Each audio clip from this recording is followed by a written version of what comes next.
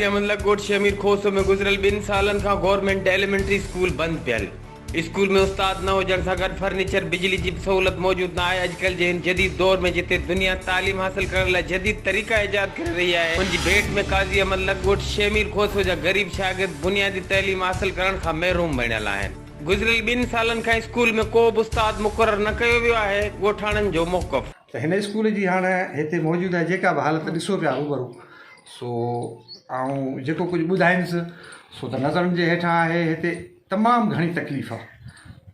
हिते जा ॿचिड़ा आहिनि जेके नंढड़ा आहिनि सो ॿाहिराणी में परेशान ऐं झंगनि में रुलनि पिया 2019 खां वठी। जेको हिते उस्ताद कोन था ॾियनि, इन उस्ताद जे लाइ मूं अदी फरियाल खे ऐं अदी अज़रा खे पोइ उन राज़ी ख़ान जमाली खे घुराए ऐं मुंहिंजे रूबरू चयुसि। राज़ी ख़ान मूंखे मुतमइन करण लाइ चयो सुभाणे तव्हांखे उस्ताद ख़ुशा साहब मिलंदो।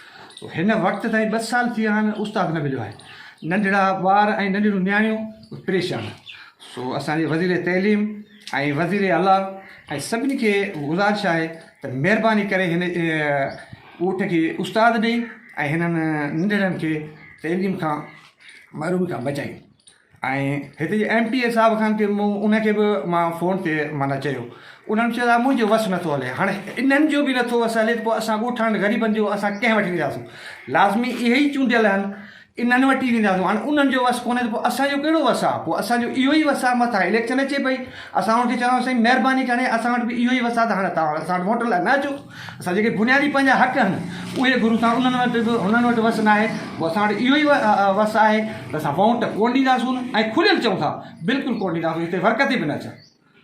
इन जे लाइ असांजी माना गुज़ारिश आहे त महिरबानी करे हिन नंढड़नि खे तइलीम खां महरूम न कनि ऐं असांखे उस्ताद ॾियूं। गुलशेर खोसो, हाशिम खोसो और बाब अली खोसो, अली खान खोसो ऐं ॿियनि मीडिया सां ॻाल्हाईंदे चयो गुज़िरियल 2 सालनि खां असांजे ॻोठ जे स्कूल में उस्ताद मुक़ररु न आहे, जंहिंजे लाइ असांजा ॿार तालीम जे ज़ेवर खां महरूम आहिनि। असां वटि एतिरा वसाइल न आहिनि जो असां पंहिंजे ॿारनि खे तालीम हासिल करण लाइ शहर मोकिले सघूं। असां हिते जे चूंडियल नुमाइंदनि सां गॾु फरियाल टालपुर ऐं उज़रा पेचूअ खां मुतालबो था कयूं त असांजे स्कूल में उस्ताद मुक़ररु कयो वञे। रिपोर्टर बिलाल हैदर कल्याण सां गॾु अली जाफरी सोलंगी, HRJD न्यूज़, हैदराबाद।